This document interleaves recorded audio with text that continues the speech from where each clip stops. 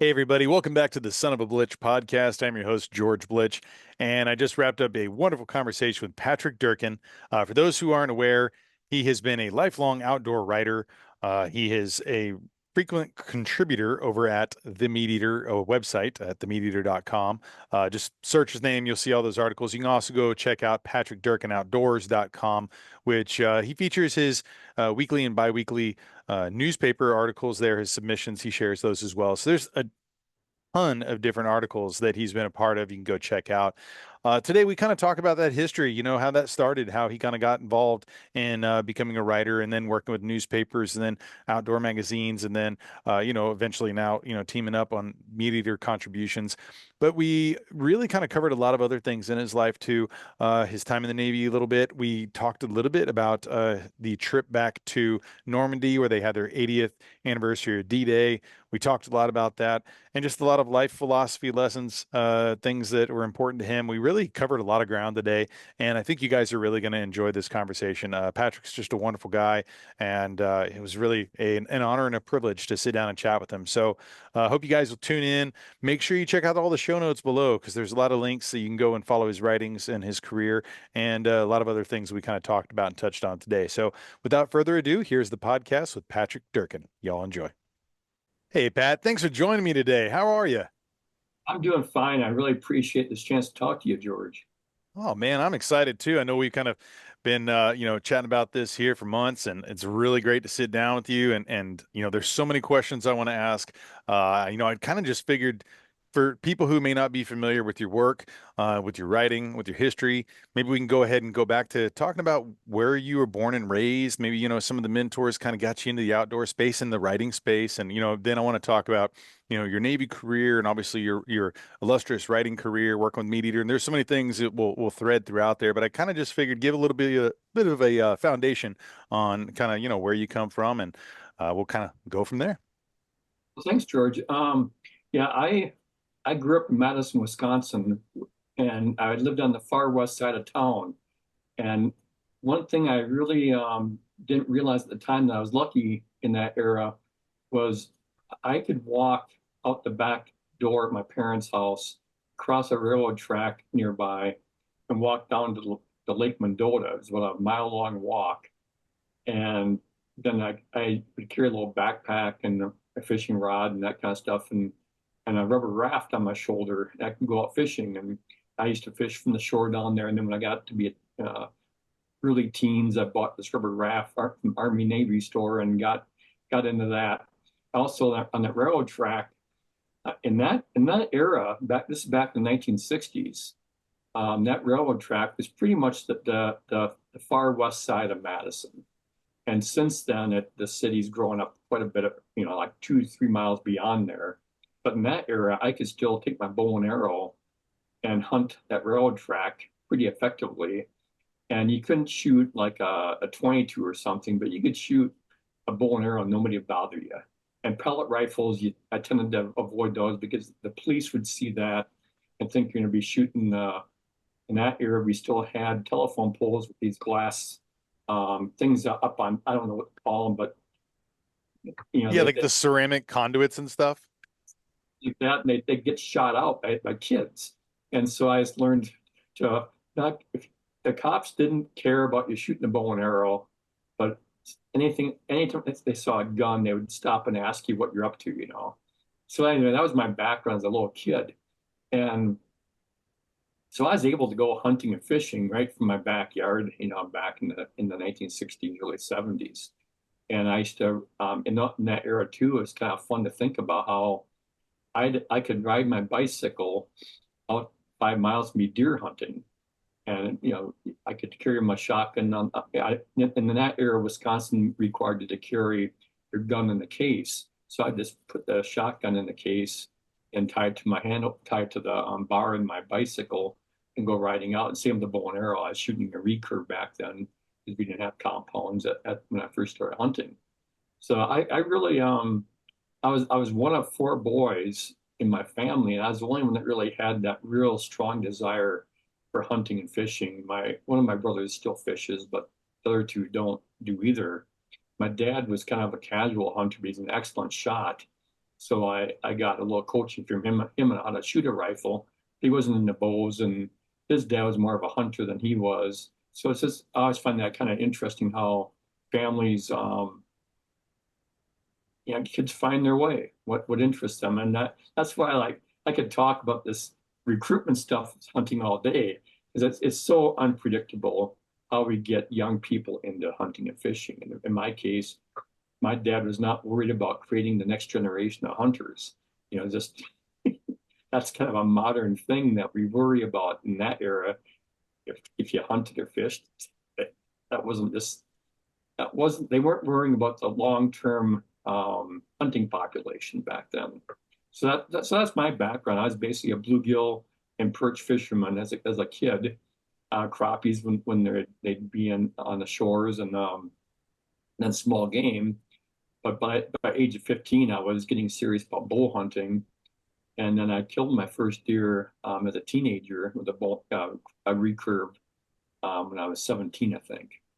And then I just over the years, I just I kind of found my way to where eventually in my career deer hunting became the primary thing, and to this day is still kind of my primary focus in my work. But yeah, back then I didn't really have any clear aspirations of where it would all go as far as writing and that kind of thing. Well, how did that writing start? Is it something that you were writing as a kid and then eventually that's something you kind of decided as a vocation you wanted to move into that? Was it always outdoor related? Kind of give me that idea of like how that kind of turned into beginning to pivot into that career that you've had, for all these years and kind of how that began. Yeah, I think I was the last person around me who really realized that was my one strength, something I could make a career out of. When I went into the Navy at age 19, I wasn't quite 20. I was maybe a year and a half out of high school. And when I went into the Navy, my goal was to become a firefighter. My grandfather and my father were both massive firefighters. My dad actually was fire chief by the time I got out of the Navy. So I really had an in, if I had wanted to pursue that career.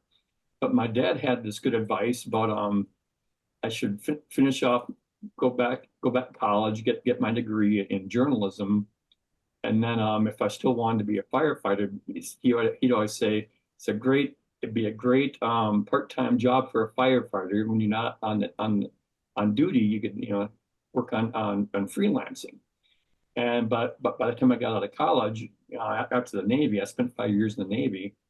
Um, I should say the Navy made a lot of things possible for me, and it helped me realize where my strengths were.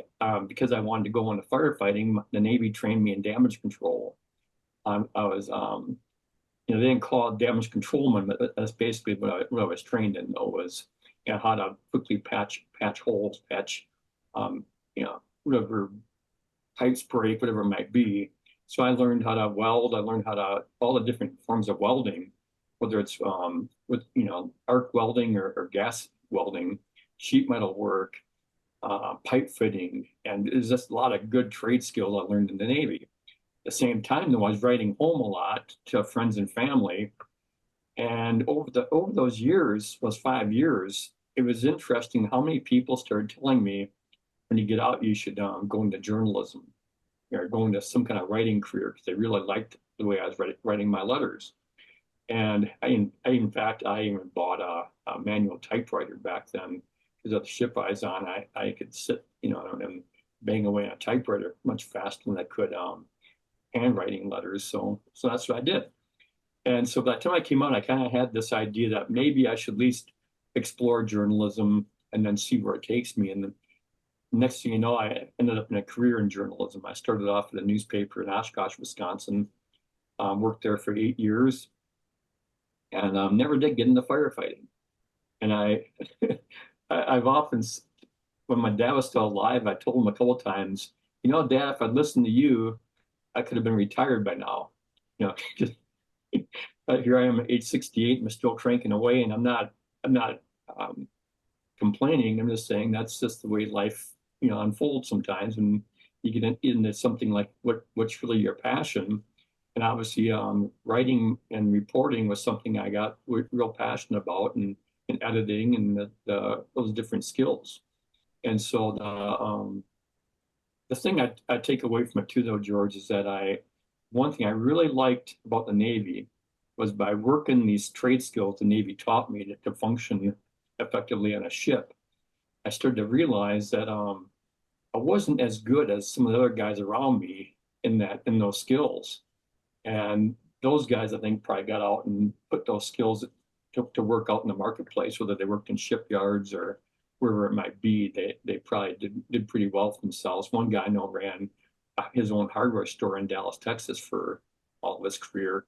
He retired, and after he sold out his business a few years ago, so he'll tease me about how he benefited from the Navy's training. And look at him, he made it did pretty well for himself and retired long before I ever will. so so those kind of things always come to mind for me, and what a good experience it was for me. So when you did that 8 years at the newspaper, I mean, I know since then there's been a lot that we can cover too. And you've worked obviously as a journalist in many facets, and now today you're a contributor, MeatEater. You got your weekly columns that you're still doing now, and you've done editorial services and other things too. So kind of walk me through after you did that 8 years there. And while you were there, was there a particular thing that were you doing outdoor writing then, or was this something that because I know, we talked a little bit about the sign behind you there and basketball and doing some things there, and I'd love for you to share that if you care to, but it seems like you had done a lot of writing in a different, many different categories. So I was kind of curious how you eventually chopped into have that be your focus in kind of that outdoor lifestyle. Sure. That's another one of those little career journeys I love talking about. And when people today, I get quite a few inquiries from young people wanting to get into the outdoor writing as a career. The thing I'll always tell them is that the path I took was a very probably not uncommon path, 40 years ago. Today, I really wouldn't know where to start other than to say you just start digging. You start working, and you shouldn't expect to get where I've gotten to be overnight, because I certainly didn't get here overnight. It was a long process, and you got to work your tail off every step of the way. But to answer your question more directly, yeah, I spent 8 years at the newspaper in Oshkosh, and the fun part about that, I think, was that by the time I was halfway through college, I was working part time for the newspaper in town, covering high school sports, covering college sports, wherever they need me. I mean, I even covered a few Green Bay Packer games, because we were only about an hour south of Green Bay, the newspaper I was at. So they would send me up to Green Bay once in a while to do, they give me an assignment and see how I do. And but the thing that I kept kind of pounding at, I knew enough about the newspaper industry back then to realize that the outdoor page, where I really ultimately wanted to end up, there weren't many full-time jobs in Wisconsin for full-time outdoor writers, but there were a couple. And to get there, though, you had to, build your foundation. So I knew that most newspapers had an outdoor page, and Oshkosh had an outdoor page. So I kind of wanted to work my way in to get control of that page, because no one really was putting a whole lot of effort into it. And so after about a year, after about 6 months on the job, I started this kind of trying to make a point of writing at least one outdoor article a week, giving it to the editor who handled that page. And eventually, they kind of asked me, "Well, do you just want to take over that page?" And of course, that's what I wanted. But of course, I couldn't do it full time. They would still have me working on. Well, I worked 2 years on the sports department, because I should have said one thing. I should have said was that the outdoor page was controlled by the sports editor, and so the sports editor, I figured, well, I'll start as a sports reporter, cut my teeth there. And even though my only real interests in sports were the Packers and the University of Wisconsin Badger hockey team, I knew enough about football and hockey to get to function as a reporter. And then I learned my shortcomings where even though I played baseball and stuff, I didn't really know about how to do box scores and all the things you learn on the job as a sports reporter. So I did a lot of, I'd say, real hardcore sports reporting where, you sit there and watch a game, go down the locker room, interview the coach, interview the players, run back and crank out a story and then file it, and writing on deadline for newspapers is great training. And unfortunately, that's kind of an avenue that most people don't have today. Having to do things quickly and efficiently and not having an abundance of mistakes. It really is it was a tough way to make a living. You see why people in that newspaper industry were notorious for being heavy drinkers and heavy smokers. It wasn't an easy way to make a living, but they did it, and so I did that for a couple of years, and then I started kind of branching out.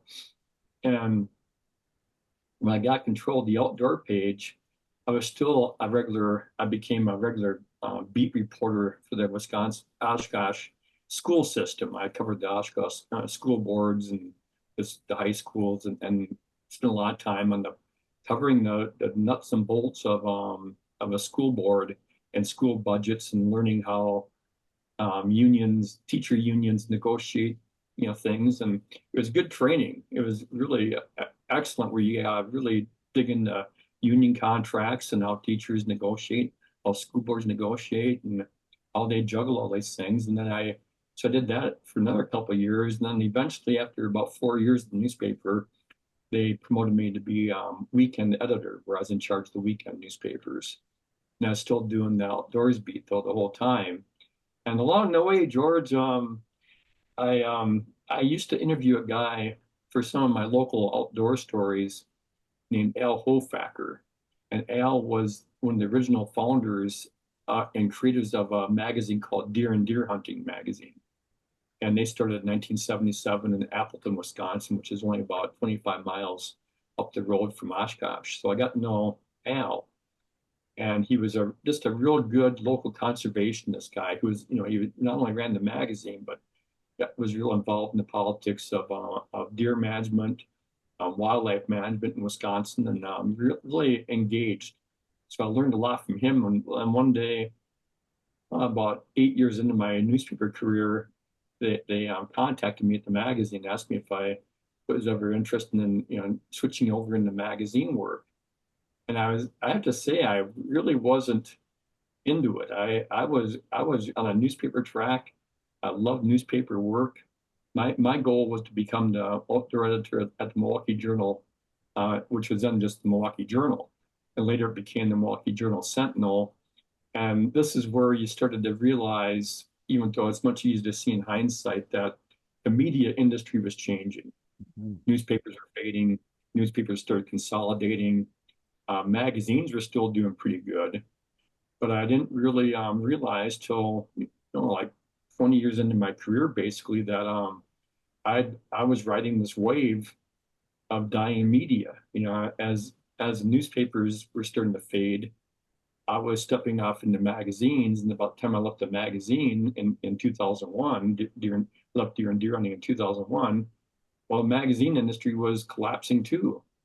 And these days, I'm still writing my weekly newspaper column. I still sell it to about 7 or 8 newspapers here in Wisconsin. But over the years, I lost some of my biggest newspaper clients. They consolidated. And one of my stories to kind of move things along here is I remember I met Steve Rinella in 2010. Um, Doug Durkin introduced me to Steve during a hunt down at his farm. First time he met Steve too. Steve came down to the hunt, and Doug had invited him after reading his book, American Buffalo. So this is like 2010. But I'd been freelancing.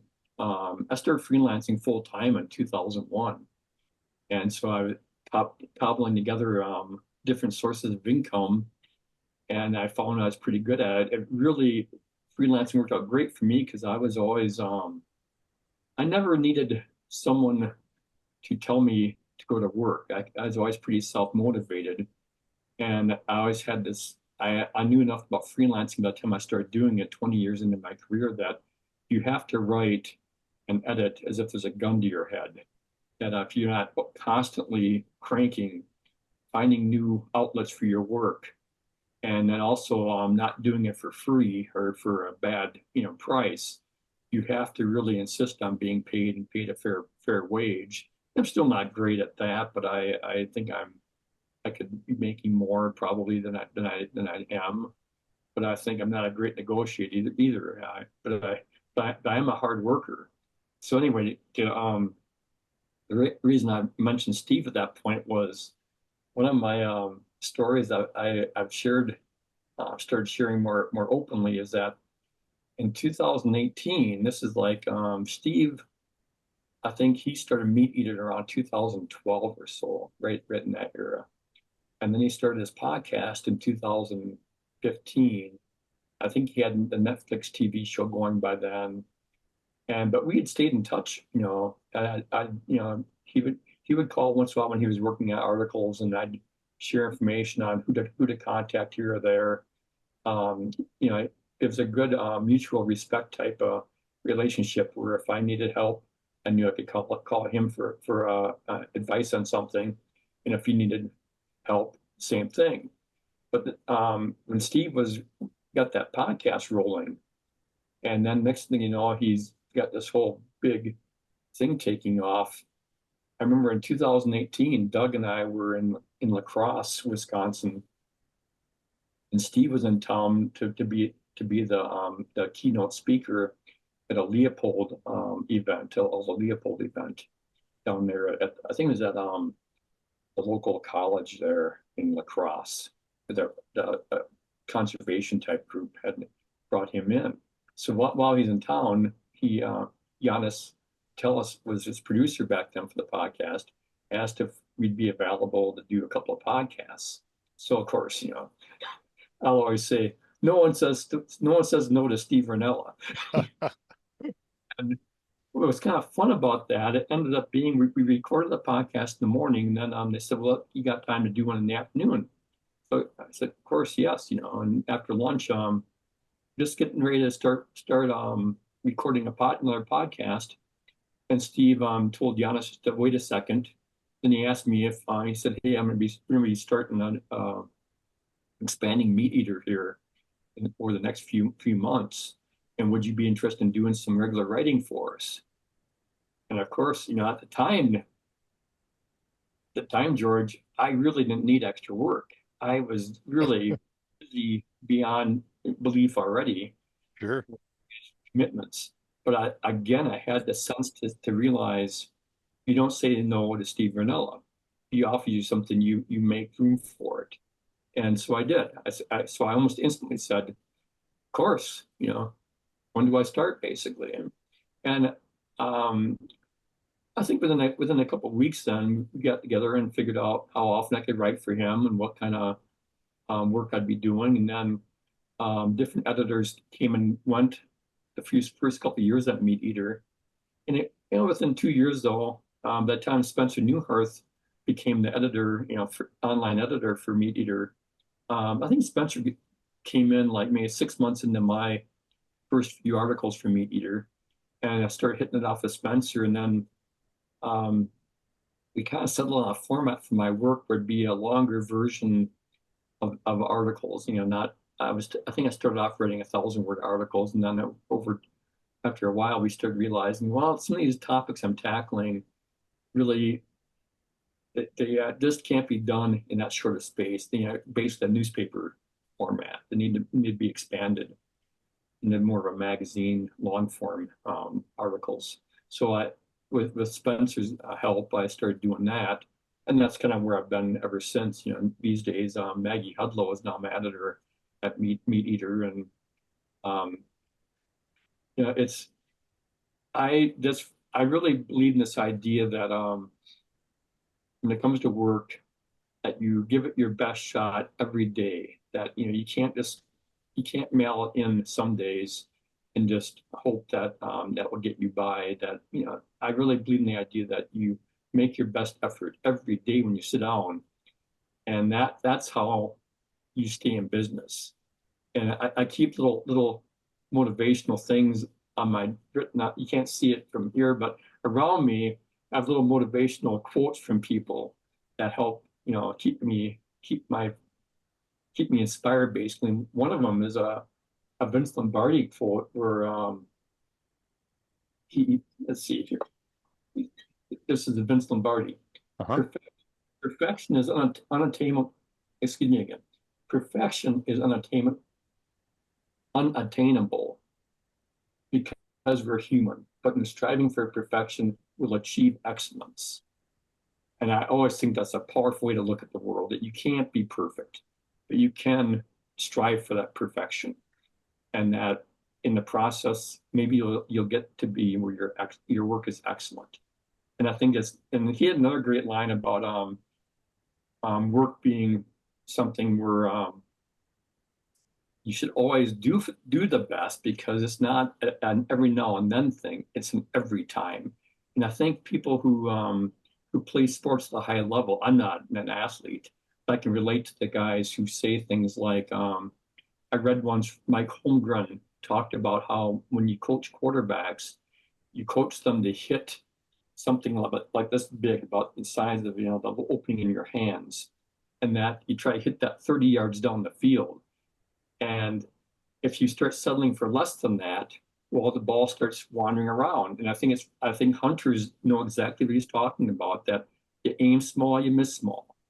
And I Yep. think in hunting and writing, all these things, that they all have the same, I think, uh, level of devotion and attention to detail that you can respect in others. And that I've always said, I knew at an early time in life I'd never be the Brett Favre of the world. This before Brett Favre, of course. But you Right. start realizing in my era it was Sandy Koufax. This great Los LA Dodger pitcher. He was left-handed, and I'm left-handed, so I thought he was my hero as a boy. But then as you get older, you start realizing that there's only so many Sandy Koufaxes in this world, and so but you still, though, as you get older, you start respecting those guys that, yeah, they have natural talent, but they also work at it. It doesn't just happen by accident. All these guys work at it, and the more the longer I lived, the more I hung around people who really work hard and work at their craft. You realize, yeah, they have exceptional talent, but they're also very motivated people. And I really believe that. I just don't believe anyone can get by mailing it in. And to kind of continue that thought in the deer hunting world, one thing I loved about working at Deer and Deer Hunting magazine was that I got to meet deer hunters who were just exceptional deer hunters. They weren't, there's so much there's so much stupid jealousy among hunters. Hmm. And you and I have seen it. Everyone listening to this, watching this, probably knows people who worry way too much about what other people are doing. And yeah, there's people out there who cut corners and break the law and do stupid things to get a big buck. I mean, we've all read the articles about those who do. But I also know people that I crossed paths with who are just excellent deer hunters. Whether it's Jim Shockey, whether it's Greg Miller up here in Wisconsin. I could go down the list of many deer hunters I met over the years who I started to realize I love deer hunting. I'm not in that category, of guys who really, they have certain talents, certain instincts, certain observational skills that I lack, but I respect. And I don't spend a whole lot of time being jealous of other people's deer, other people's big fish, whatever it might be. I just think, well, I like to think I'm good at what I do, and I'm I try not to be boastful about it, but I like to think I'm good at what I do. But I also realize it's not something that would happen if I weren't such a hard worker. I believe in the idea of working so hard that when opportunity knocks, that you're there at the door, ready to take advantage of it, and that people will eventually recognize you if you're out there every day cranking away. Eventually, someone looks over and notices you, as being that guy who they can count on to deliver for them. And so I can that's kind of the approach I've taken all through my career, and I never really lacked that motivation, and so I think that's what carried me was that I should I'll shut up and let you ask your question. But the other thing I wanted to before I forget, I think I have a little philosophy, George, that goes something like a little insecurity is not a bad thing. If you have a little insecurity in our lives about who we are, how good we are, whatever it might be, that keeps us motivated. The people who don't have that insecurity, I think, when they start thinking that they're just really good and they can mail it in, I think it'll catch up with you. If you think that you're so good that you don't need to do your homework and do your practice, all the kind of things that make people exceptional, it will catch up with you. There's very few people who can just get by on talent alone. So, No, okay. those are really great points. And I thought of a few things. One, it's like, you see someone's success and people are like, wow, they're an overnight success. Yeah, it only took 40 years. Like the idea of how much work people put into things, the things you don't see, you just kind of see the top of the mountain. You don't think about all the foundational times to put in that. And I think about like the Malcolm Gladwell 10,000 hours and when you mentioned the insecurity there, like I think it's good to have insecurity too. I don't think you necessarily have to have it in the driver's seat or the passenger seat, but you can put it in the trunk and have it be a part of your vehicle. Because there's a book I read, The War of Art, which kind of talks about this idea of, that inner voice that's always the negative thing that oh, this isn't good enough, or I don't know. Like you have to tackle that, and you have to meet it, and you have to have a relationship with that own self, doubt or reflection to really be able to, I think, sometimes get over that and move forward. But it's going to be a part of things. And there's a lot of folks like, man, I'm not as good as Brett Favre. I'm not going to go out for quarterback. Well, yeah, he wasn't ever that great at the very beginning. Like anything that you do, if as your writing career, right? And anything that people will get into as a career, I think it's the time you put into it, it's the discipline, it's the hard work, and I think you keyed in on it, the idea of wanting to produce the best at whatever you're doing, no matter what it is across the board. When you have that kind of tenacity and focus towards that and that drive, and like you said too, like, the hardest thing what they say is like the pen on the paper, button the seat. Like writing, you just have to do it, and it has to be a discipline. Like the more you create things and you work on them, the better you're going to get over time. And if you find out that welding might not be the strongest suit, and let your buddy do that, you can find your direction. But if you don't try those things out, I think people get discouraged or they get lost, especially people that are coming in like, what do I do with my career? Do I go to college? Like it's a big thing. Like I kind of went through a bunch of motions and tried a bunch of different things. I've worn so many different hats over my different various careers. You wouldn't think one connected to the other, but that hard work factor and trying to figure out what it is, I think was always a common thread through those. So I like that you covered that. I think that's very important. Yeah, I think to sum it up, there's a this guy named I forget his first name. Last name is Masakia. The brains behind the Muzzy Broadhead, and he had a line that said something like, "The harder you work, the luckier you get." You Yep. know, I believe that. I'm sure it's not an original thought to him, but he's the first one I heard voice that, and I really kind of instantly grabbed it because I thought that's kind of sums up my approach.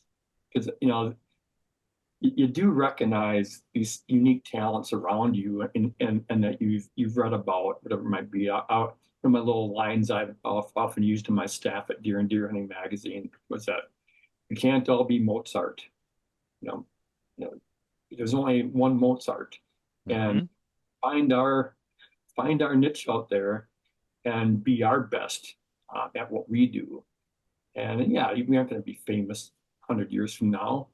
But the thing I'll also say is that I'm 68. Mozart was dead at age 37. So, so I think, well, I got that going for me. So maybe that is so true. I love that. It's a good perspective on those things too. And that this is something that I'm kind of switching gears, but it just popped into my mind because it was something that I remembered I really wanted to ask you about your trip to Normandy this year. And I had interviewed Jack Carr. He had just come off of that being there. I think it's the Best Defense Foundation who flew out. I think it was like the 102 different veterans that were almost 102 years old each, right? And kind of that big grand 80th anniversary and the marking of that experience. And so we talked about that a little bit, but I wanted to know what was it that you been there before to the beaches of Normandy?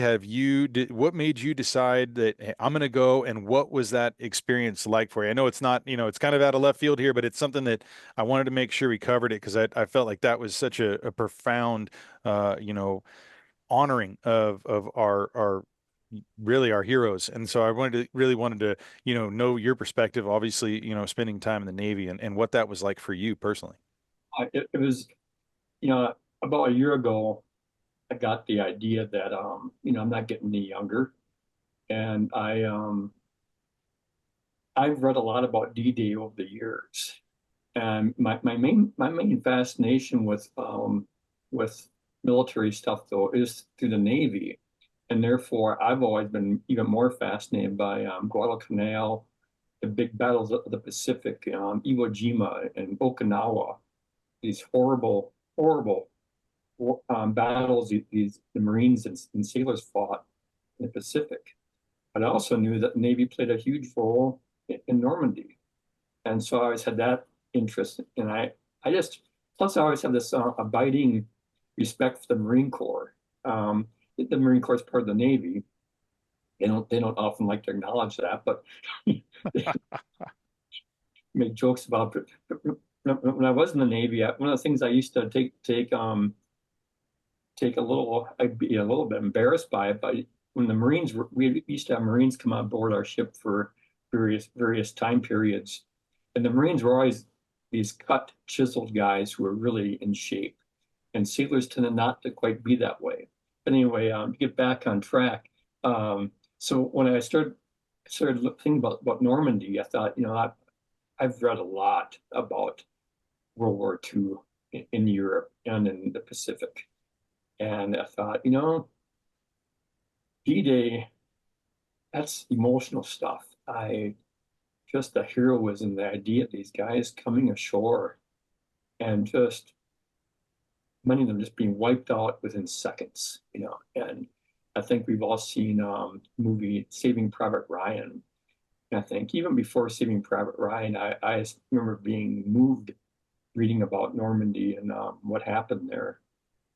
And then these just chilling things about these guys landing behind the enemy lines in the dark, parachuting in, the 82nd Airborne, and then that push across Europe and culminating at the whole thing with Patton's big march across there to pull things out at the Battle of the Bulge. All these kind of things always kind of give me the goosebumps. Well, to kind of build up to that a little bit too is my daughter Leah, when she was stationed and she went in the Navy, she spent 14 years in the Navy as a Navy nurse and a midwife. And when she was stationed in Italy for 3 years back, about 10, 15 years ago, we visited the American cemetery up at Anzio in Italy. Horrible battles there with the Germans as you pushed the Germans out of Italy. And then we also, a couple of years later in 2013, visited the American cemetery up at Florence, Italy. And it really, I have a late friend of mine, used to say that no American visiting Europe should be allowed to do anything fun in Europe until they visit an American cemetery. Because I get emotional about thinking about all these thousands upon thousands of our soldiers and Marines and sailors that died in Europe in World War I, World War II. And it's powerful stuff. Yeah. And I started thinking, well, the guys who are left from Normandy, they're like you mentioned, but 100 left now, the survivors that they're dying they've been dying for years. One of my first personal accounts as far as the war in Europe was interviewing guys back in the my newspaper days. I'd go to these veteran picnics. They were like anniversaries of D-Day. They'd have like local gatherings of guys who had served in Europe.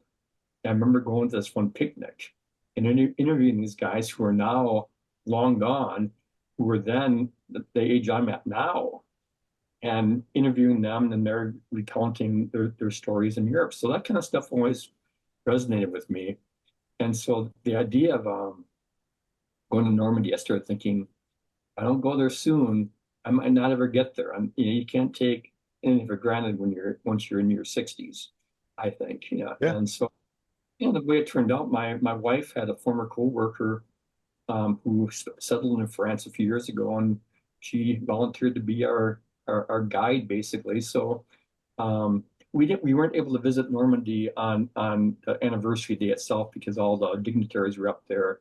Right. You know, leaders from Biden to I think all like France's president, all these different people, Hmm. and then plus the remaining veterans and Tom Hanks, all those Spielberg, all those folks were up there on D-Day itself. But then we went up there the next couple of days and the day before, and drove around, stopped in. I got to meet some young guys in the army who were stationed in Italy who were over at Normandy for I think they were taking part in a parachute drop like a couple of days later. Yeah. All these different sites around Normandy, little villages that American troops fought through. And that's cool too, just to walk along the beaches and look up into these draws and see some of the old pillboxes and stuff still sitting there. They're not intact, but there's still remnants of them. And just thinking about how many people came ashore and how many landing craft hit these beaches, how many ships were out there pushing these people out, and then just the terrible stuff that took place there. Guys, if you ever want to read some great accounts of that Ernie Pyle, this great reporter who wrote daily accounts of the fighting. And what's interesting to me when I read these accounts by Ernie Pyle and a guy named Richard Tregaskis, he covered the Guadalcanal as a newspaper guy. But one thing that strikes me is how much more graphic our reporting has become over time, like through Vietnam and into the current times. Where back in World War II, their accounts were really compelling. They weren't that graphic. They weren't really laying out just really how awful some of these scenes were. I mean, they described them, but in more a little bit sanitized version. And I didn't really realize when I was a kid reading Richard Tregaskis's account of Guadalcanal Diary, really how awful and brutal Guadalcanal's fighting was. And then later in life, realizing that as bad as it was on shore, the Navy suffered even greater losses in battles around Guadalcanal, in the waters around Guadalcanal. And so all those kind of things that kind of come into focus for you, and you realize, well, it's much harder to go see what's left of Guadalcanal and the fighting that took place in the Pacific. But D-Day is not only more famous, but also more accessible. And so that's what we ended up doing. We walked around quite a bit at Omaha Beach, and also when we drove around, you got to go around this kind of a marshy area and get back around to where Utah Beach is. Hmm. And at Utah Beach, they have a Navy memorial there. That's kind of cool. So anyway, but then too, you read about those two beaches and the fighting that took place. You start realizing that the guys that landed at Omaha Beach was just horrible compared to what went on at Utah Beach. I mean, it was still vital to the victory, but the toll and human loss was just horrible at Omaha Beach. And I became aware by walking around the cemetery there on June 7th. You're walking around the morning at June 7th at the cemetery there that overlooks Omaha Beach, and I just stumbled onto a couple of different grave sites where they had these little medallions on top of like the marble cross. One of them was about the Bedford Boys. And I had never heard of the Bedford Boys, or if I had, it had been in and out of my consciousness. But the Bedford Boys was a National Guard unit from Bedford, Virginia. And I think I might be getting the numbers wrong a little bit, but 22 of them landed in this National Guard unit on D-Day at Omaha Beach, and only 6 survived the day. Most of them were wiped out within seconds of the landing craft dropping its gate and then busting out and then being machine gunned. And it's just horrible to read about. It's a little town of Virginia, Western Virginia, up by Stanton, and not Stanton, but by Roanoke in that region. That shit, these guys were. You talk about men that there's a good book out there on it that was written about 20 years ago before a lot of family members were all gone, whatever. But it made me come home and get that book and read about the Bedford Boys.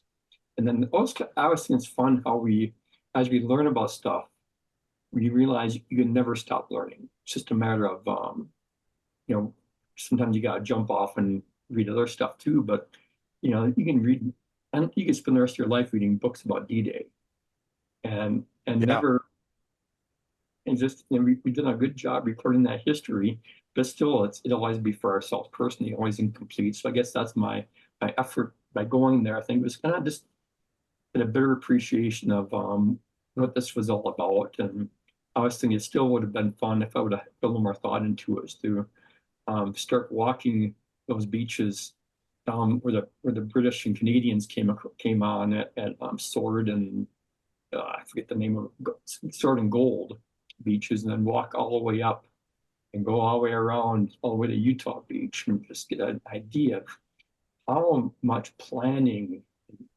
manpower, and ships and everything else it took to pull this thing off to where we won. And really, it's no exaggeration to think how different the world might be right now if America hadn't done what we did back then.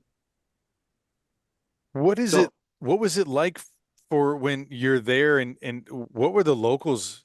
How did they treat all the Americans coming back, and any other, other countries who have, people who maybe come in to kind of commemorate these moments and give honor and respect where due. What was that like in that kind of sense? great question, George, because one of the fun things when we got there on June 5th and started doing our touring around there, we met some of these reenactors, guys dressed up in the World War II uniforms of the U.S. Soldiers.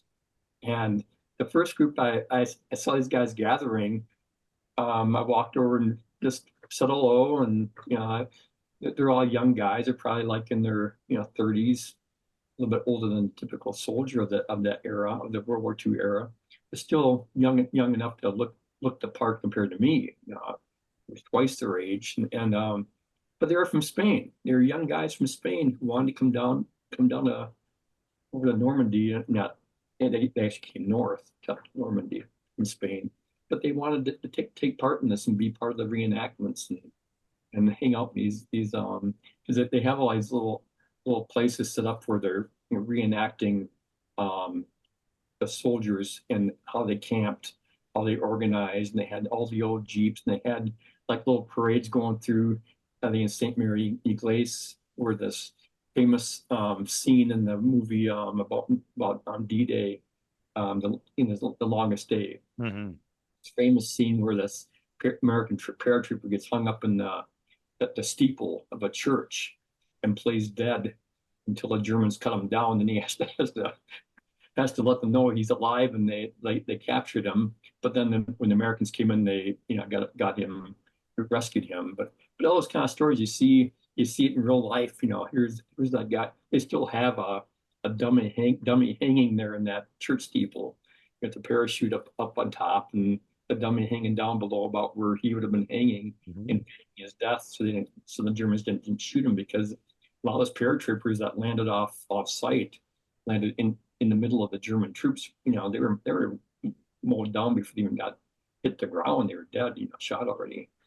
And but to get back to your point, one thing I really wanted to stress was, um, you often hear in our country people saying things like, "Oh, the French, they don't appreciate what we did," and that kind of stuff, and kind of sometimes actually making fun of the French that they weren't courageous, they didn't fight for their own country. Well, actually, a lot of French people, a lot of the French citizens died long before we were involved, and many more thousands were killed after we got involved by fighting for the resistance. And I have to say that we spent 4 days in Paris, and then another 10 days touring France and Normandy and other World War II sites that I wanted to visit, including um, the American grave site at Belleau Wood, where the Marine Corps drove back the Germans in World War One. And the French people were very nice to us everywhere we went, and we couldn't. My wife and I can't speak French. It's kind of embarrassing how bad we are about not taking up some better French lessons before we went there. But we just basically had to throw ourselves on their mercy and hope they could help us out. And whether we're in Paris or elsewhere in the country, the French treated us very well, very, very respectfully. It might be too because we're older and they just kind of feel sorry for. I mean, I think when you're older, you tend to get treated differently than you did when you're younger. And I just find that not only in France, but I think in our own country, I just find that there's just a lot less screwing around. I find I go out and about these days, and there's a certain amount of respect you gain by just getting older. Hmm. So I have to say that we were treated very nicely and very helpfully. I mean, people would come up to us and offer help. Like I remember on the subway, we were looking around and kind of confused about which way to go to get to the next train, and some guy walked over with barely really minimal English skills, but was able to help us out, realizing where do we want to go and follow him, and off we went. So it was like that quite often, though. Oh, that's great. Well, I just can't imagine what that would be like to go and, be on that hallowed ground, and especially right around that, time of anniversary. I know my family and I are about to take a trip. By the time this airs, we'll already be back, so I'll probably have already shared some stuff. But we're going to go to Fredericksburg, Texas, and that is where they have the National Pacific War Museum and some memorial, a lot of different vehicles and different things going on. And I have a personal history there. My grandfather was a colonel in the Air Force and was in the CIA, DIA, had a bunch of different work that he did all around the world and spent a lot of time in Paris and then Finland, and around those eras in time and kind of in the reconstruction of sorts too. So there's so much to like he was he was the last off of the Bataan Islands as the Japanese came in and took over. He was actually there as MacArthur's wingman. He and his friend were the two pilots that flew MacArthur off, who would not go at all when anybody told him. He always went on his own gut. And so they're like, we have to go. And he's like, not yet. They were like, we have to, we're going to leave you. So they were like the stories, though, that he had of these so many near misses just being in these places and then leaving his whole company of friends and then never most of the time seeing some of those guys again, or maybe in the hospital or something, and very few going through. And that generation, they didn't really while there was time that they talked about things, I think too, like maybe there isn't, like you mentioned, like that idea of it, like, the reporting wasn't as graphic then. The details of which my grandfather would talk about, there'd be these brushstrokes of what he did, and then you'd look back on that time in history, like that was a very key component or place of battle or whatever it was. It was monumental of sorts in different stages of the war, and now looking back on that, just to see how that the greatest generation, they didn't share as much. There was a lot that they internalized and went through, because I don't think we can really also envision all the different types of horrors and atrocities and what it was like you mentioned too, thinking about that. The gate goes down and nine out of 10 people around you are gone instantly that have, and children, people who have lied about their ages to be there and serve their country. Man, they are the greatest generation. And so I already am trying to prepare, get well hydrated because I know I'm just going to be teary-eyed the whole time reading about this and being in the Pacific War, museum there. Just kind of watching it, I was just, man, it's a heavy thing. So, but I think it's important for us to go and experience those heavy things and know how we got to where we are, how the world could have been different if we, weren't a part of this, winning group and changing the dynamics of history. So, what do they say? History doesn't always repeat itself, but it sure does influence it. It's like you have to. There's a fluidity of that kind of thing too. I think it's important for us to study the history. So I definitely want to kind of take the voyage you just took as well to kind of really put my boots on the ground and get a sense of that in person. Yeah, one of my common things I share with people is I just don't think today that I don't think enough Americans really appreciate how good we have it. When I hear a lot of the complaining out there and about all the doom and gloom, it makes me, I get a little bit angry about it because I think, God, I, we people my age especially have lived in a very good time. I mean, I saw older guys just a few years older than me go off to the Vietnam War. Hmm. I grew up with kids who lost older brothers in Korea. So I had those kind of memories that it was just an assumption when I was a little kid, it was an assumption that you would one day end up in the military. Just the way the world was. Right. And as a little kid, having discussions with my brother, older brother, and not with my younger brother. I think it changed that fast. But I remember discussions with my older brother and his friends about which branch of the military you would one day serve in. And I actually had developed thoughts as a little kid that I wanted to be in the Navy because the idea of being in an airplane and plummeting out of the sky just terrified me. Just for whatever reason, it really terrified me. And the idea of sitting in a trench and fighting a ground war, that didn't seem very appealing either. But for some reason, the Navy always appealed to me. I think it's because I remember as a little boy too reading about John F. Kennedy and his time in the Navy. PT-109 was a story that every little boy in my era knew the story of PT-109 and that crew surviving getting cut in half by a Japanese destroyer. As part of your story as a kid. You just knew these things. And then by the time I get out of high school, that was fading. The Vietnam experience was a horrible thing for a country to go through.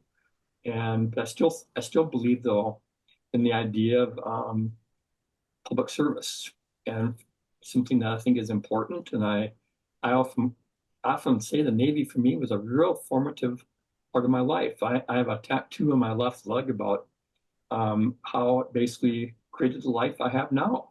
Because I think if I hadn't gone to the Navy, all these little things that fall into place in life for us.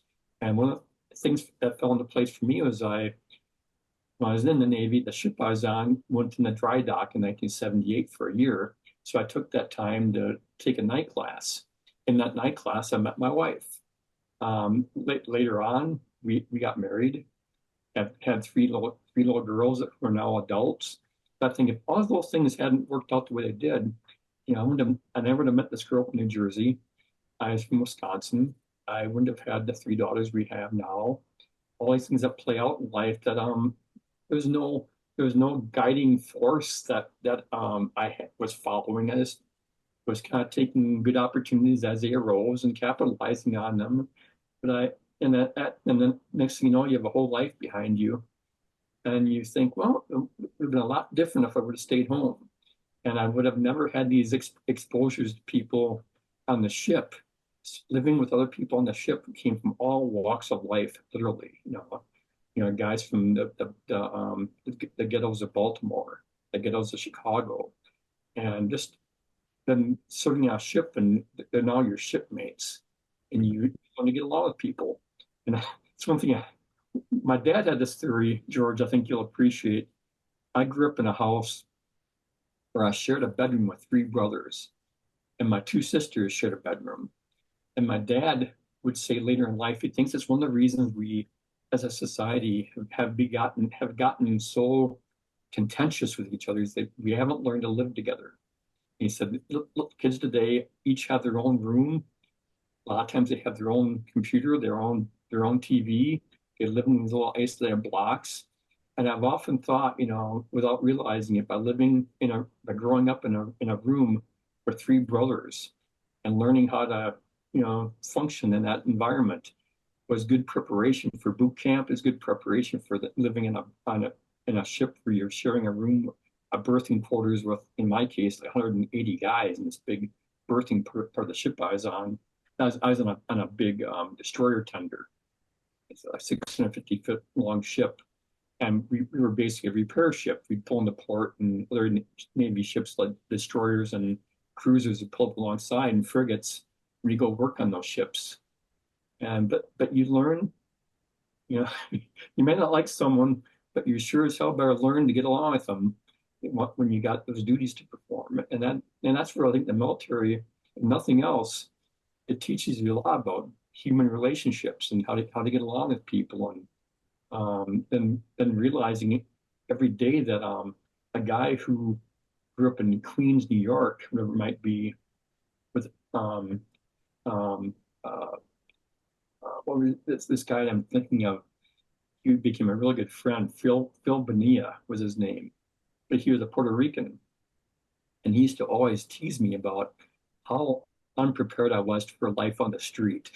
Because he grew up on the streets, New York and in that region, and it was a rough life compared to the life I'd grown up in. I was pretty naive compared to him, and so he'd go on. When we walked over and worked on our ships, he was always pointing out stuff to me on the way back about certain guys he saw on their ships. Watch out for that guy, that kind of stuff. That guy, don't malt off to him. You might outrank him, but don't malt off to him because he has no respect for rank. And Phil would make these judgments on the spot, and I learned, to respect that. And likewise, after I got married and spent time 20 some years around my wife, one thing I learned to respect about my wife is that if we had a difference of opinion about someone in our world, whether it's a coworker, whatever it might be, I had learned over time to respect her view, that her read on that person more often than mine turned out to be right.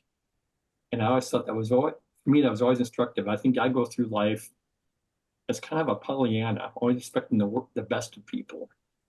Whereas I think, well, Phil Bonilla and Penny, my wife, they're a little more they're a little more observant, I think, about what are we actually looking at here.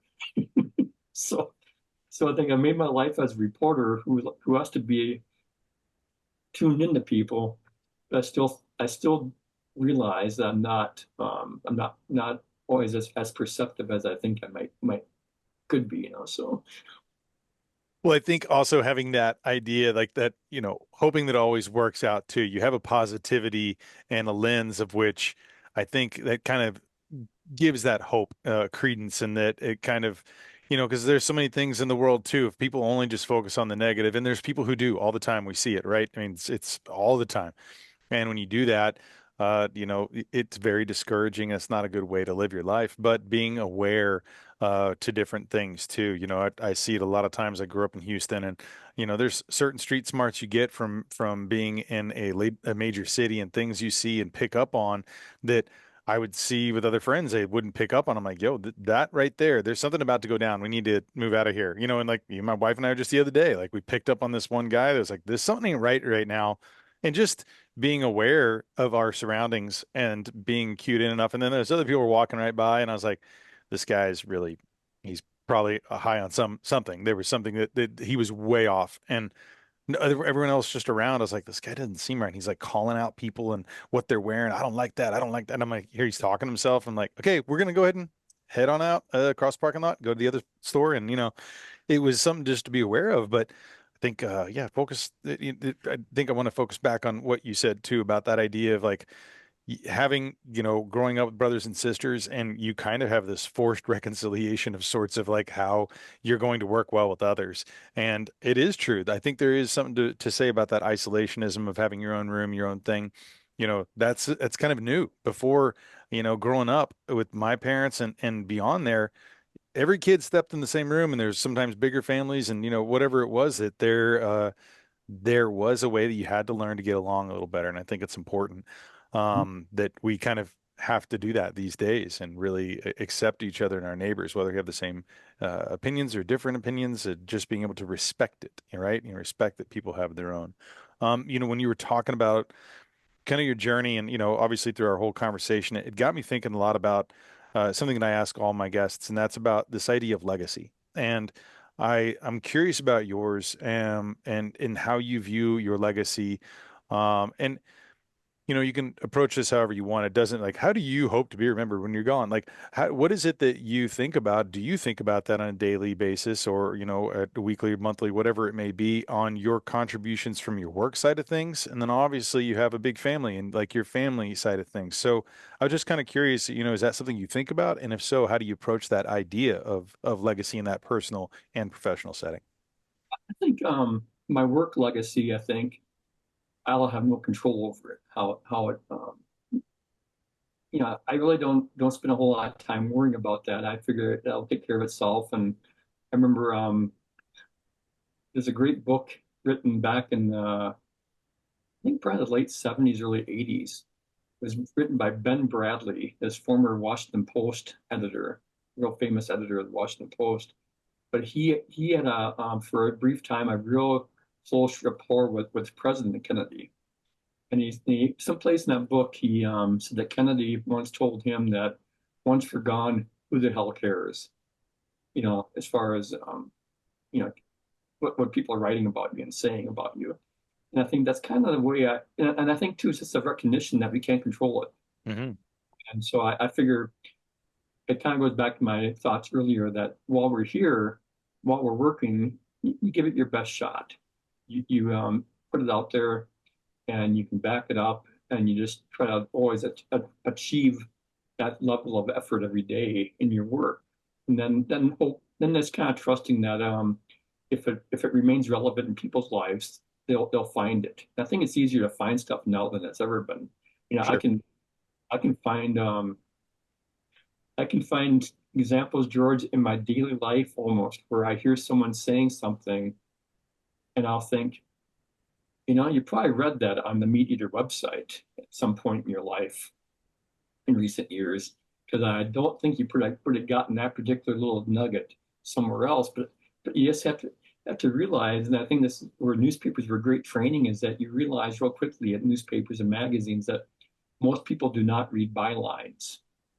They read headlines, and if they get past the headline, they read the article, but they seldom go back and see who actually wrote it, unless you pissed them off or something. Then they'll go back and say, "Well, no, who the hell wrote this?" We got to And get a button and some signs. Yeah.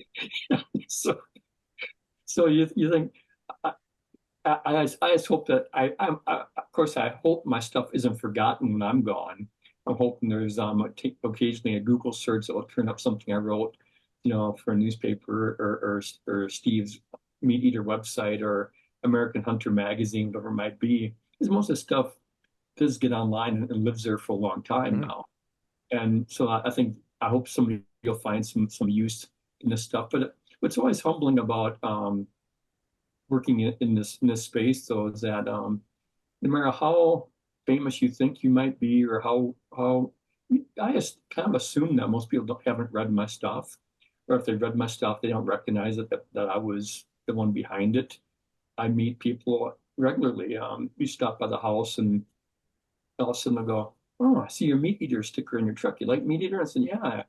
We'll get talk, and then I'll tell them, "Well, I actually do a little work with those guys," and they're shocked, and then "Oh, I didn't know that." And because you realize I don't. One of my little memories I have, George, that always I think keeps me grounded, was the first time I ever saw something of mine in print was at a college newspaper back in 1982, spring of 1982. Had my first article ever printed in a publication. And yes, it's just a college newspaper. It was the first time for me I'd ever seen my name in a byline. This is big stuff, I Yeah. felt. And but then when I went to work at the newspaper, when you, our newspaper office and that college newspapers was down this little basement, and we all didn't have keys for that door that came in the back side of that building. So what we do is take a newspaper and just shove it into the door so that the latch couldn't close behind you. Now I always remember one day after my column came out or article, whatever it was, I remember opening that door, pulling the newspaper out, and there, punched perfectly through my little byline. My byline was this door latch. It's punching through it. And newspapers was always they always kept you humble because people always say you use newspapers once you've read them, to line your bird cage, to put in the dog kennel, to wrap fish, all those things that kind of are this utilitarian side of a newspaper, which we no longer have in many cases. Right. But that was always, I think, a good way to stay grounded. That yeah, you might think you're pretty hot stuff because you had an article in the newspaper, but um, fame is fleeting. You know, Well, that it's so true. I think you remember that first time that you get your name in print, and I kind of look at certain things like that where it's almost like having a short memory. Like I coach soccer, and let's say a kid goes to wide open goal and hits the ball, goes over the goal, goes to the side of the goal, whatever. Or a goalkeeper goes to catch the ball, goes right through their hands, or whatever sport it can be. And I always tell those kids too, I'm like, listen, acknowledge it, but you have to have a short memory because now that's happened, it's done. It's finished. You can learn from it. You got to live with it because you can't go back and change that. And I think too, when you ever do something too, I look at when I got my first article that was published on the MeatEater website, and it's funny too. I turned it in with like I think it was like a 4,000 word article. They go, no, no, no, no. The only people who can have an article of that size is Steve or Pat, and that's it. No one else gets the big ones. I started laughing. So I'm cutting it down and everything, and I get it on there, and I was like, "Wow, that's so cool!" It's like I was really excited to do that, but then almost within 2 days, it's kind of a distant memory in that sense because also you spent so much time working on this article. It's from an experience from the year before, and it's like, okay, moving on. What am I doing now? Because I don't, yeah, that's a cool thing. It's a neat feather in your cap. I was published here, whatever it is, and like you said too, it's like you can turn around in one moment, and that's being used for the kennel floor, whatever it is. It's like it's done, and I think a lot of times you just got to keep, pushing forward to that next experience in life and whatever that may be, because those things we do are, great triumphs. That doesn't mean anything the next day, right? So, I always kind of try to keep myself humble with those things too. It's like, okay, that's happened, but when I put out a podcast, I'm like, okay, cool, I'll promote that thing, but then I'm like, okay, that one's done. What can I do next? And I'm always trying to get to that next thing, write that next article, produce that next show, whatever it is. And I think it's fun because having that short memory works in that professional setting, not just on the playfield. I know that I've read tons of your articles. I've gone to your website. You put out so much. There's so much on the MeatEater. For those people who want to follow and check out some of your articles, can you go ahead and give your website and some of your social handles that people can do before we kind of sign off? I want to make sure that people do that. And I'll have all those in the show notes before, but after the show. But I want to make sure that you get a chance to plug those as well. yeah, my website is Patrick Durkin Outdoors, all one word, patrickdurkinoutdoors.com. On there, I always post my weekly newspaper column, and if people want to get little reminders every time I post my weekly column, they can become site members, and then I just add them to my email distribution list. So I send out the link down every week.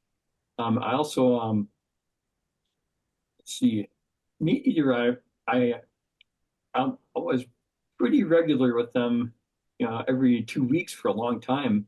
I've kind of, as I've gotten older here, I'm not. One thing I find that's interesting, George, as I've gotten older, is that I I don't process information as fast as I used to. I used to be able to really pour through interviews and reading stuff, and crank out an article, and then be on the next one just right away. And I'm finding it's kind of like my running. I've been running since I was 51, and I've realized that I've been documenting my decline because with these running apps, they'll tell you how fast you're running, how far you ran, all that kind of stuff. And then it's kind of cool. But then after you've done it for a few years, you start realizing that cool app is documenting your decline for you. And so I had this nice little peak for a long time where I was getting faster and faster. And then at about age 57, I didn't realize at the time, but I had peaked. It's been downhill ever since.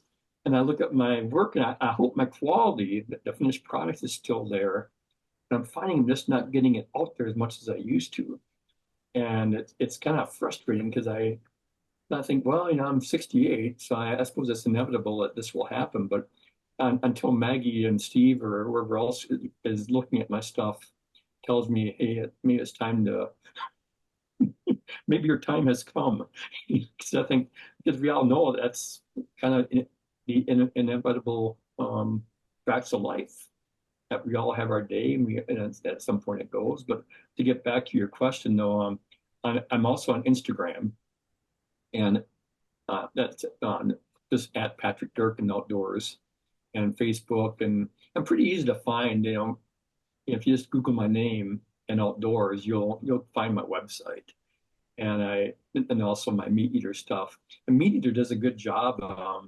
One thing I do with people quite often is that they'll ask about where can I read your stuff, and MeatEater has a queue of just my stuff. Yeah. If you Google my name and you see my little profile thing and hit that, everything I've written for MeatEater, which is over 100 and I think I'm over like 120 now of total submissions to them, probably more than that.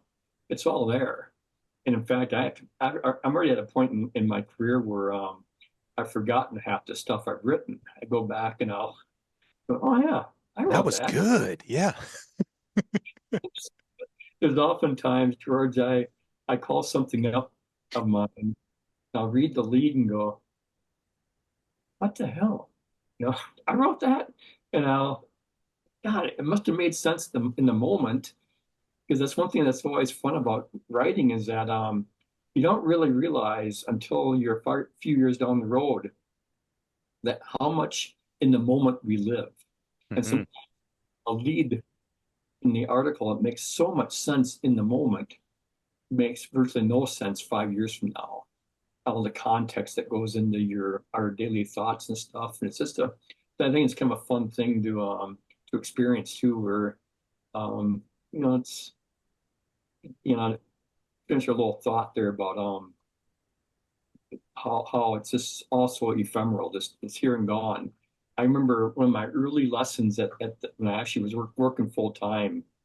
And this is back at the Oshkosh Northwestern days in the 1980s, where you showed up for work with a tie on every day.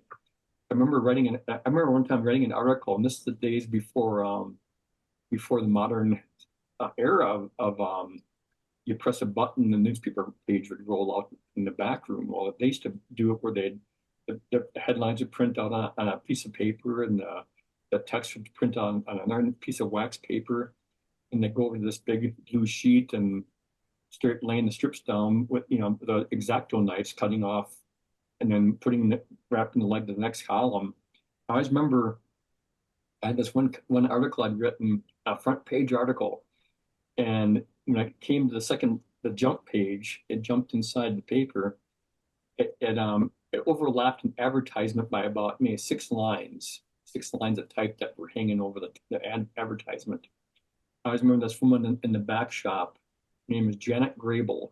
She's the one that did a lot of paste up work, the X-Acto knife and rulers and stuff. And I remember her laying that type down, and a little ruler underneath it, taking an X-Acto knife and just slicing it. And then she handed me those final 6 lines of newspaper text, or of wax paper with my lines on it. And she says, "Here, Durkin, read this. No one else will." Ha ha ha. And that's the brutality of newspaper work, that it's if you overwrite, if you go beyond what they've laid that article out for you, they just whack it at the final part that fits. And that was the reality of your daily life. So you learned to write tightly, and make it punchy and just cut out excessive words. And I like quoting this thought from John Prine, this great songwriter. He says that something to the effect that the essence of songwriting was that you remove everything that doesn't belong, and then what's left, that's your song. And I think the good songwriters, the good writers, period, all understand that principle that you only put in what's necessary. You don't put all the extra words. You chop all that excess out, and you just get down to it. Like good. I think that's why poetry is so hard, and why I don't do it. Is that poetry is really, just really buttoned down tight, and Yeah. think about what they're actually saying because it's so tight. Whereas, I just not don't have the talent for that kind of writing. So I plus it doesn't pay. So,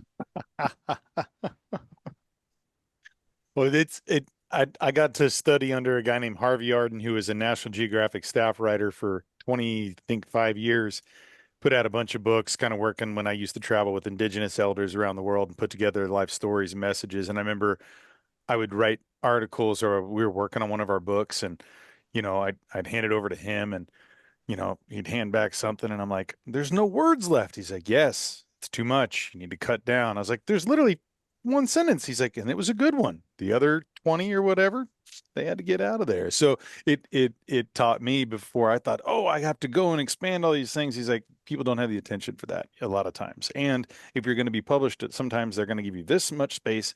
You got to have all those things. Because he used to do like captions for like encyclopedias and things. He's like, I had to learn to use this many words, and like but it really helped teach me about kind of trying to condense. I'm still not good at it. I'm way too verbose. I can talk and write forever, but when I go through and after kind of throwing everything on the page and then reading back later on and okay, I can cut this, I can cut this. That's not important. It's really that was a valuable tool to have somebody help me to then be able to edit my own writing. And I think for anybody who, and there may be a lot of listeners and viewers of this that are, wondering about outdoor writing, obviously with your, your career of it too. I think that's something to write some more, but then also learn about editing tools and kind of how you can kind of chop out the things that maybe aren't, the extras and really get down to those points because that's really important stuff too. I agree with you on all that. as an outdoor writer, you always have a certain chip on your shoulder and insecurities because I think a lot of people don't take it seriously. I think there's, in my career, I can look at some of the what I thought were the great outdoor writers and newspapers that I grew up reading, and then later in life learned about who died basically the year I was born. There was a guy named Gordon McCrory, who was the longtime Milwaukee Journal outdoor editor. He wrote the Milwaukee Journal for about 20 some years. I think they hired him like in 1933 away from a nuppaper up in Superior, Wisconsin. And then he died of a heart attack at age 56 in 1956. He's just a relatively young guy when he died. But I think, yeah, the year I was born, McCrory died. Well, I'm here on these days. I find these books that a guy I know here in Wisconsin has compiled a lot of great Gordon McCrory stories and stuff that he wrote for Sports Afield and the Milwaukee Journal back in the 30s, 40s, and 50s. And you realize, yeah, there's a lot of gifted outdoor writers out there, and that some of them have never gotten famous. But damn, the fact that we're still reading Gordon McCrory, at least a few of us, um, you know, nearly 70 years after he died, I think that's pretty cool. And I every time I get a chance to turn people on to Gordon McCrory, I do it because I think doesn't matter where you live in this country, you can read his stuff and just go back in time and realize what a cool way he had of writing. And another guy that came to the Milwaukee Journal was Jay Reed, who I grew up reading, and I got to meet him late in his life, and I always lusted after his job. And I told him that, and he's met. I still want your job, Jay. And I never got it, and the way things go. I think twice yeah, two or three times I applied for that job down there in Milwaukee. Just the way it turned out, they never hired me. And I always think, well, there's a blessing and curse in that. I wish I had gotten the job, but I can't complain about the way my career unfolded. So plus I think, God, if you sit there and spend a whole lot of time with living with your regrets, man, it's hard to get ahead. It's hard to stay ahead when you're always obsessing about things you didn't get, and it just, geez. It reminded me of a quote. And I think I read it in a book, said if you got 1 foot in yesterday and 1 foot in tomorrow, you're pissing all over today. And there's that it's crude, but it was something true. You have to be aware of your present stuff. Can't hang your hat on all the laurels because there's only so many hat hooks, and then you can't look at all your regrets because those are in the past. You got to have that short memory, and whatever it is in that sense. One last question before we head out, and I think we're gonna have to do a continuation because I'm having way too good of a time chatting with you, and there's a lot of things we hadn't got to cover that I really want to. But that said, all your writing, obviously there's a lot of things that are categorized online now. There's things people can search, but I'm curious, do you have any interest in putting out a book? Is there a desire of you to, whether it's a culmination of your career and kind of maybe series of things that you've written before that it's pieced together, or kind of your journaling of your own time, something you leave behind for your family to just kind of chronicle through your thoughts in your lifetime? Like, is that something that is ever appealed to you? And if so, is that something you think you'll do, or is it something I thought about it, but I'm not going to? And so I'm just curious about that. Thanks for asking. I've never done a book where I've actually I basically ghost wrote a book for a deer hunting outfitter named Tom Enderbo up here in Buffalo County, Wisconsin. My name's on the book, but it's basically like, I think it says something like by Tom Enderbo with Pat Durkin or something like that. And Mhm. and I basically interviewed Tom extensively. I'd read a chapter for him. He'd look it over, make a few suggestions, and I'd polish it off. But it's basically his book. And so I wrote for him. That's the only complete book I've ever written. But it's not something that really has nothing to do with me. So it's just basically just a reporting job on for Mhm. Tom. Um, I've done some books where I've compiled like the best of type things for like Deer and Deer Hunting magazine, where I included a few of my articles, but mainly the bulk of it was other articles. And when people ask me over the years, have you done a book? I often said, and I still say, no, because I like getting paid each week. I like the weekly paychecks and the biweekly paychecks, whatever it might be, because I'll never apologize for being kind of a mercenary about my writing. I've always respected the idea that if you want to make a career out of this, you can't do it for free. Mhm. Uh, Speaking of when I talk about quotations, one that I quote a lot there's this great English writer back in the 1700s during the time of the American Revolution named Samuel Johnston. Samuel Johnson. Samuel Johnson had this great quote about no man but a blockhead ever wrote except for money. And I keep that pinned to my desk here because it sums it up it's a real tight thought that only an idiot writes for free. And I I tell people that quite often. Like what I find kind of fun these days that I get inquiries every now and then from various websites for asking if I'll write for them. And so my first question is, well, what's your rate? What do you pay?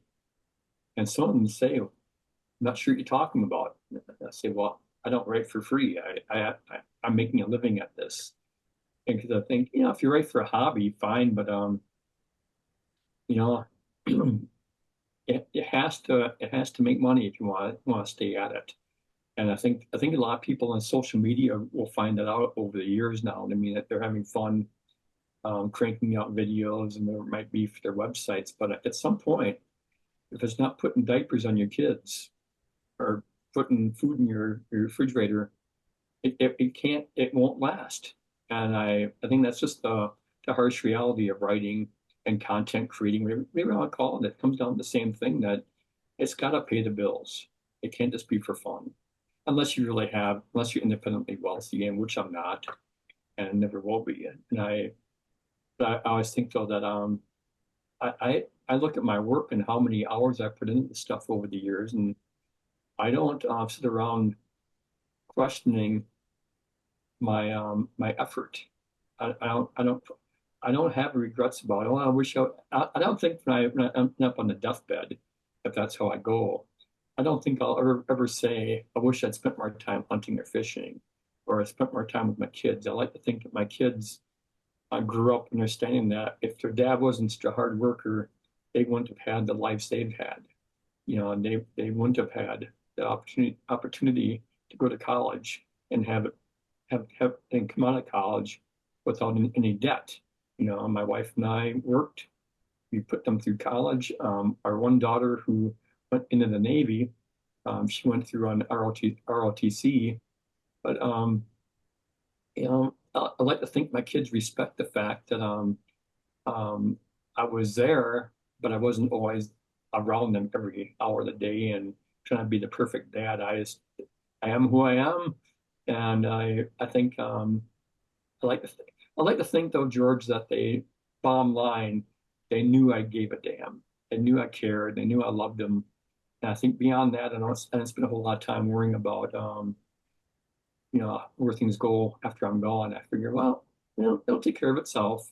It'll work out. And I have, but the one thing I thought about as far as, after I'm gone is my only thought was, well, I still have to fill out the paperwork so that when I'm gone, the Navy can take my ashes and bury them at sea.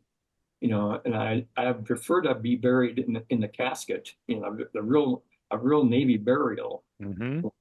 I was described, watching these scenes in World War II where on the USS Intrepid, for example, they had a big ceremony of all these guys, all these bodies in these body bags and drop them over the side. They say a few words and lift board and they were sliding off. I think, well, if I could do it that way, that's how I want to be buried. But the Navy doesn't bury you on your schedule. They bury you at sea on their schedule. So most guys get buried at sea now. For the Navy, it's the ashes because it's easier to take care of an urn than a whole casket, the body inside. So that's where my morbid thoughts go some days. Well, we'll hope that that is many, many decades down the road, and that we have many more of your articles and enjoyment and great conversations throughout this time. And so I really look forward to touching base again and having you on again if you'd like to join. I really enjoyed our discussion today. I we could talk to sometime about why I respect the Texas sayings. I have you mentioned the crude one you came up with a couple minutes ago. I think well, Lyndon Baines Johnson had a lot of great sayings that were pretty damn crude, but I think man that guy was sharp. There's something about Southern thinking in Texas across Southern United States. I think they have a neat way of expressing themselves. And I don't think we get as many of those pithy sayings in the North. I'm not sure why that is, but the South has its share of people who can set these great quotations. I have a friend over in Alabama that I quote quite often. These great lines about work and just treating people right and all those kind of things. And the one LBJ quote that I often laugh about is he talked about one of his colleagues and why he puts up with him. And his line was something like, "It's better to have him on the inside of the tent pissing out than the outside of the tent pissing in. You keep him around." That's a good one. There's so many colloquialisms and sayings down here. I had a buddy Bob Leard one time. He always say, "Man, that guy's meaner than an acre of rattlesnakes," and just There's so many good ones. And you mentioned LBJ. Actually, part of our trip to Fredericksburg is we're going to go to the LBJ Ranch and the state and national park there too, which is always free, which I learned, which is pretty cool. But that's part of it. We're going to go and see. I think they called it Air Force zero point 0.5. It was the plane that he would fly that was smaller, but it was whenever he's on it, it was Air Force One, right? But we're going to go in and traipse through that little bit of history too. I've been through the parks there before. It's amazing, but we're going to try to do a little bit more tour of the ranch. They shut down the Texas White House. They're doing renovations for the next year, so I'll have to do that down in the future. But I'm looking forward to that. Well, hey, Pat, once again, thank you so much for joining me in the podcast. I've thoroughly enjoyed my time with you. I look forward to having you on again. And everyone, make sure you go check out the notes below and follow your journey. Check out some of this amazing man's writings, and make sure to go over to themeateater.com. Search for Patrick Durkin there. You'll see all the articles there too. So a lot to read up on, and hope everyone's enjoyed the podcast. And once again, thank you so much for joining me. You, George. I really appreciate it. All right, we'll talk soon, man. You have a good one.